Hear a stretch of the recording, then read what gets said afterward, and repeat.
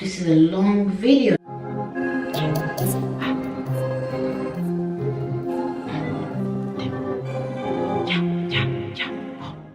Hey guys, welcome back to my channel. I know I haven't been here for a while, and this video today I'm just going to do a story time, kind of explaining exactly why I have not been on YouTube. And the only reason I'm making this video is because I put on my Instagram a poll that kind of said, oh, if you could help someone else with your story, would you tell them? And everyone voted yes. So I'm making this video to help people not fall into the same situation that I fell in this last year.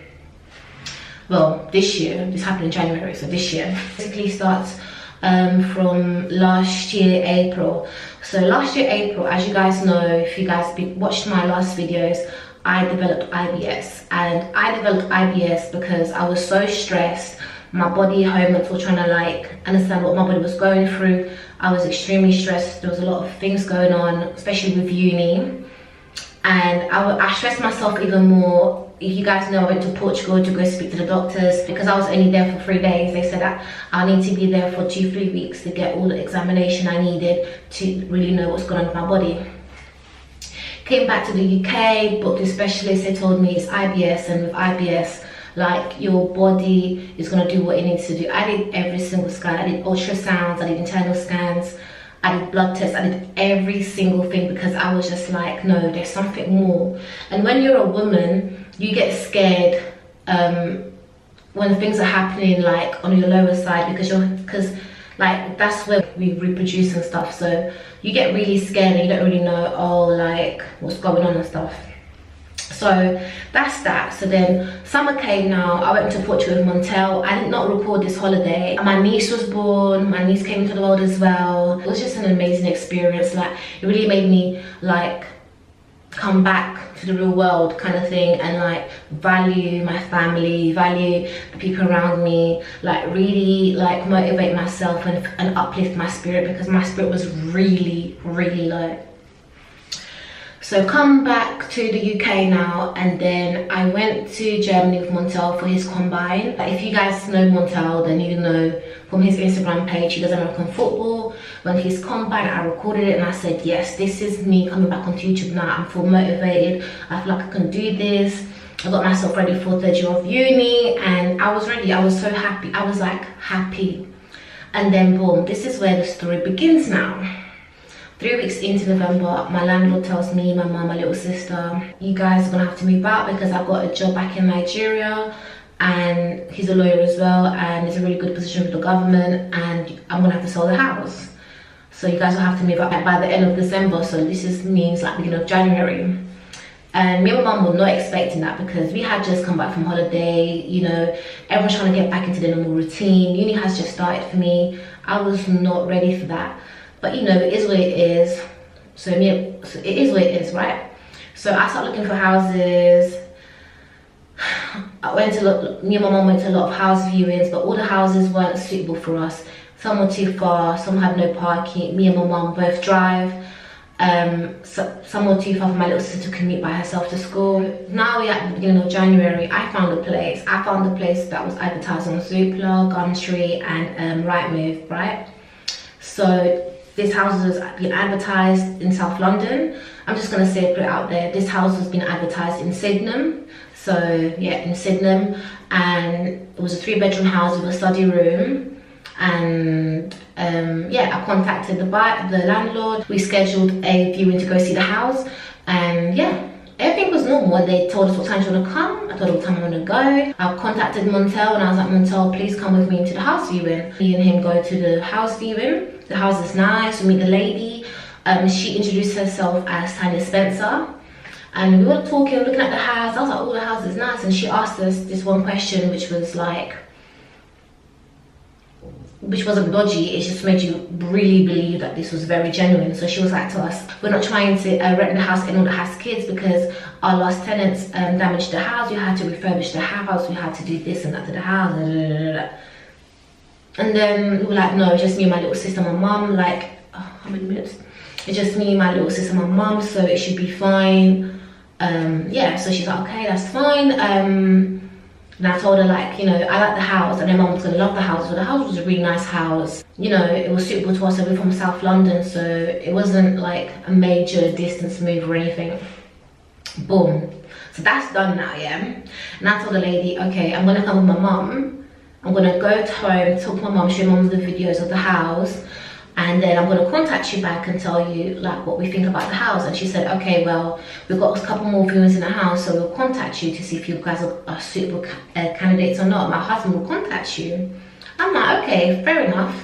So I go home, speak to my mum, do all of that. We get a contact from Tanya Spencer's husband, which his name was Mark, and he spoke to him on the phone, and he was like to me, you guys have been suitable for the house. You guys can come on Wednesday, which was the week after, and you guys can come and sign the papers and get the documents in and everything for the house, and we will give you the keys to the property and stuff.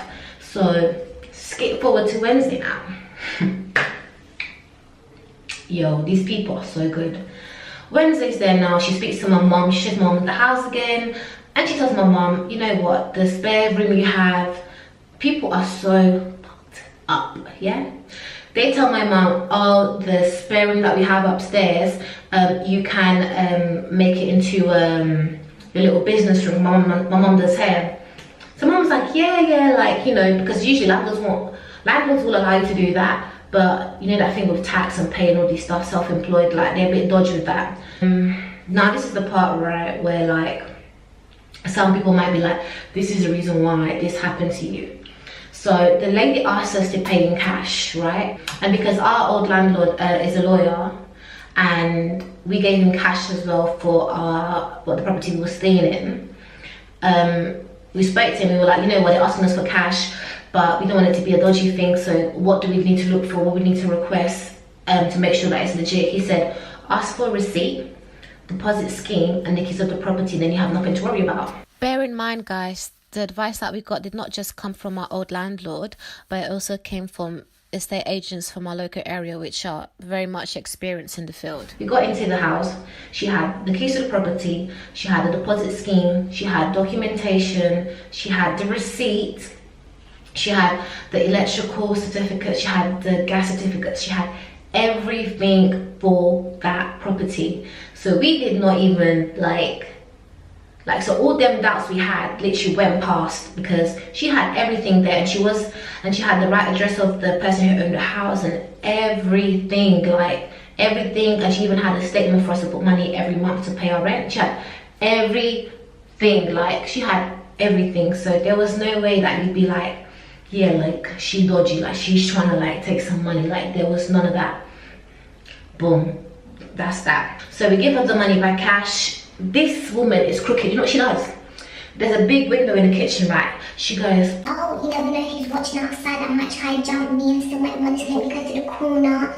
And she's there counting her money, and then she's like, because you know, you need to be very careful because you've got a dodgy.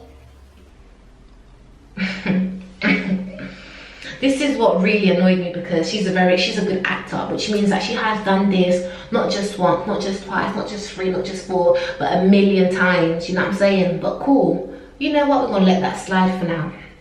This is the second thing that she did, which made me really believe that this was her property and this woman was genuine and she had a good heart. She was like, oh, by the way guys, me and my husband are paying for storage for 3 beds, 2 wardrobes and a coffee table. If you guys want it, we're more than happy to give it for you guys for free, because we're paying for storage to keep the items in the storage. So we were like, I mean, yeah, that's fine. Instead of us bringing all our beds and stuff like that from the other property, we might as well just take these ones. And it was, she said it was new from IKEA, had new mattresses and everything, they're all new. So I'm like, okay, that's fine. And she goes to us, okay, she gave us 2 keys to the property, she gave us all the documentation, and forgot something. And there's some documents that we requested of her to give to the council, to basically tell the council that we have moved properties and this is how much we have paid them, because obviously my mum works full-time and she gets the council to pay to top her up on the rent. She said she was going to leave those documents for us on Friday on top of the counter when her uncle comes to do the rest of the work. So we're like, okay, that's fine. Our moving in day is Saturday, right? Cool. So that's done. We exit. Bye bye. I'll call you, you call me, whatever. That's done. Cool. So Thursday comes now. My mum starts moving the stuff in from the old house into the new house. Friday comes, I call the lady and say, you know what, my mum's going there now, the documents there, she's not picking up. So I left loads of messages on her voicemail. She is not answering for nothing. Cool, whatever, carry on. My mum goes there. On Friday, my mum doesn't see the documents there that the lady said she was meant to leave the documents there for my mum to go see. So my mum calls me, she goes, Nelsa, we've been scammed, this is a scam, we've been scammed, documents are not here, we've been scammed. I'm like, yo, mum, don't be doing that right now, because you know parents, they love to like just assume and reach high and everything. So I was like, nah, like mum, like mine, that's what we say in Portugal, mine, no, like, don't be negative, you're putting negative energy into the atmosphere, like into the universe, don't say stuff like that, like think positive, like don't think like that, because we just gave this lady £2,800, right? And that might not seem like a lot of money, but because me and my mum came back from holiday, my mum had literally to work to get that money quickly to pay that rent and stuff like that. Like it was a bit like you know what I'm saying, like we could have done more things with that money. Saturday morning comes now. Saturday morning comes, yeah. Saturday morning comes, like Saturday morning comes. I called a lady. I wake up early to get ready for work and I called a lady and I'm like, no answer. So I go to the tenancy agreement. I see that her address is like 2 roads down from my road. So I get in my car, drive to the lady's road, knock on the door. You don't even guess who opened the door. An Indian lady and 2 Indian guys come to the door and go like, yeah, hello, what's up? No, I'm looking for Tanya Spencer. She said she lives here and we're meant to be moving into our new property today and she's not answering. And then they go, you have been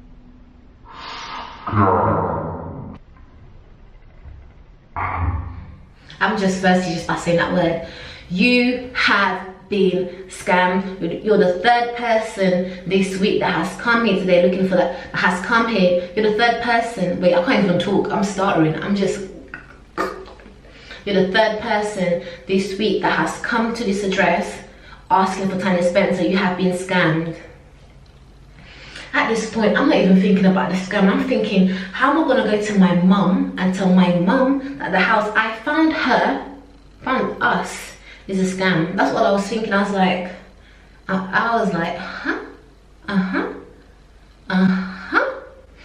Anyways, I go home, I tell my mum, we've been scammed. The house is a scam.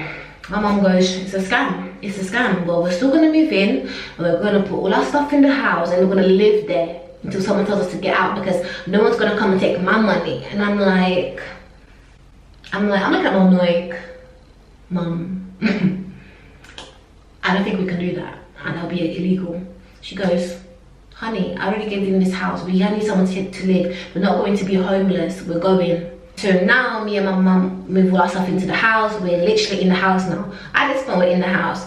We hear a knock. Knock, knock, knock. My sister goes to the door. That was the name. My sister goes to the door. And they're like, yeah, we're meant to be moving in today. So my sister goes, well, my mum and sister, hey, you guys have been scammed. So my sister helps them to contact the police and the council and stuff like that. And they go. Then we hear another knock. Boom, boom, boom. And I open the door this time. And now it's the buyers of the house that are knocking on the door. And they're like, oh, we're meant to be buying this house, you know, like, what's going on? Why are you guys in the house? And we tell them the situation. They go to Robinson, which is the agency they bought the house with. And then Robinson calls us and tells us, you guys need to leave the property. You guys can't stay there. You guys are illegally there. Excuse me, honey, honey. Like, my sister was on the phone and she was gunning them down the whole time. Like, they're not leaving here. You're gonna have to get the and they were like, we're gonna call the police. My sister's like, we already spoke to the police. The police said, this is not a police matter, this is a civil matter. So the landlord of the house is gonna have to either contact us to pay us out the property or take us to court. And that was that. So the electrical on, the gas on, so we're just living there now. At the end of the day, we paid 1 month's rent and 1 month's deposit, so we're just living there as we should, getting our money's worth, you know what I'm saying? So that's that. But I'm not gonna lie, the way I was stressed in that house, we're like, I would be sleeping and I'll be hearing stuff and I'll just wake up in my sleep thinking these people that scammed us are in this house and trying to rob us now or something like that. Like, my heart was not at ease because one, like, it was just absolutely crazy what happened to us, and I just couldn't sleep properly. I couldn't sleep. I was so stressed. I was grinding my teeth when I used to sleep, and I cried so much that month. The week that happened, I had deadlines and I could not do my deadlines. I was able to miss all my deadlines, but the grades I got back for it was absolutely crap. Like, it wasn't even worth it. Like, I had to EC most of my work.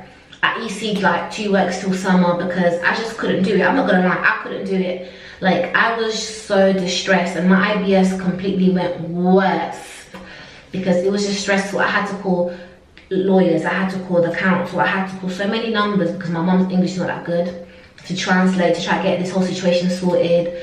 Like, it was just very stressful. And one thing I'll tell someone that's going through the situation right now, or might end up in the situation, and God forbid you end up in the situation, because it's not easy to deal with, is do not worry, because everything will solve itself out. You know what I'm saying? At the end of the day, like, it will solve itself out. Anyways, cool. The landlord's lawyers come to the house, all of this, all of that, and they try to tell us you guys can't stay there, you guys are squatters, you guys need to leave the property, blah blah blah. But we spoke to the police, we spoke to the council, and the council told us, do not leave that property, because if you leave that property, you're making yourself intentionally homeless. And if you make yourself intentionally homeless, you will not get any help from us. Like, the system works crazy. Like, council's basically telling us, you know, you guys have to stay in that property and wait for them to take you to court so we can help you guys, because we can only help you guys until you guys are actually homeless. So we have to stay in the property, and we explained this to the landlord. We actually spoke to him like calm. And he was just very frustrated because him taking us to court means he has to spend money on lawyers and stuff. So after 3 weeks, we go to court. We're at court now, and the landlord's trying to come after us for £4,000 for damages because he has lost the buyers of the property. And then the black judge just goes to him, I feel sorry for you, but I feel more sorry for them, because they have been made homeless because you wasn't able to keep an eye on your own property. So the judge basically said they're not giving you that £4,000. All they're going to pay you, they're going to pay the court fees, and that's about it. So that's that. So we go home now. The judge gives us a whole week to prep ourselves to to get evicted. We get evicted, and then we go over to the council, and the council helped us, and that's that. And now I'm going to explain to you guys how these people were able to get that property, because I know people are going to be asking, how did they even, like, you know, be able to get the property and stuff like that. So apparently what they've done is, these people saw that there was a house in the market for sale, and they were watching that property for maybe a couple of weeks to see the routine, the movement of that property. They broke into the house, they changed the locks, they did house viewings. In a week they did house viewings, they did all of the checks and cash and all of that, and they scammed 3 people in that property, and they scammed 2 other people in the property in Forest Hill.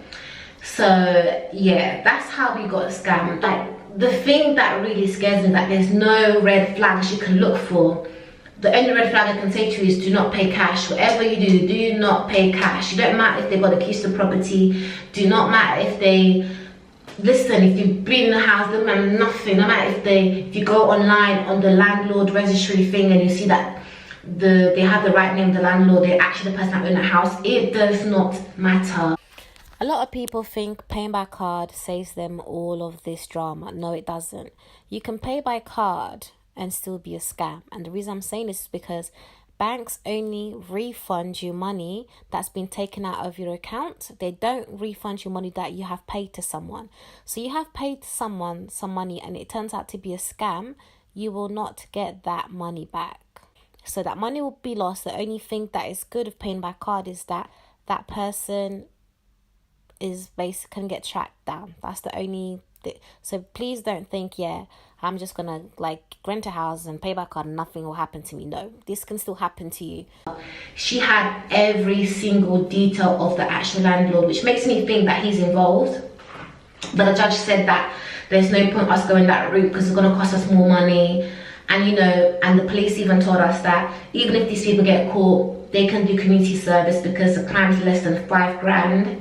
So they do community service and then they can pay us £1 for the rest of their life to add up to the debt. So we're still in the process with the police and stuff, and we're just waiting for them to, you know, get back to us and, you know, tell us what's going on. As of now, my IBS is gone.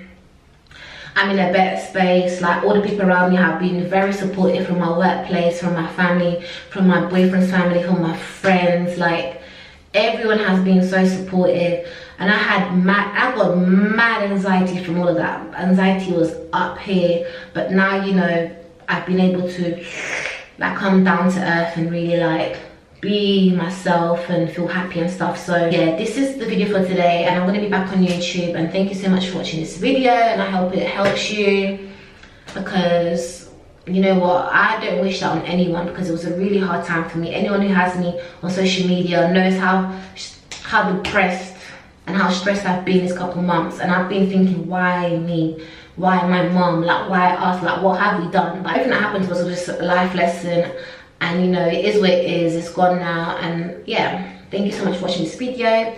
Don't forget to like, share and subscribe, and see you guys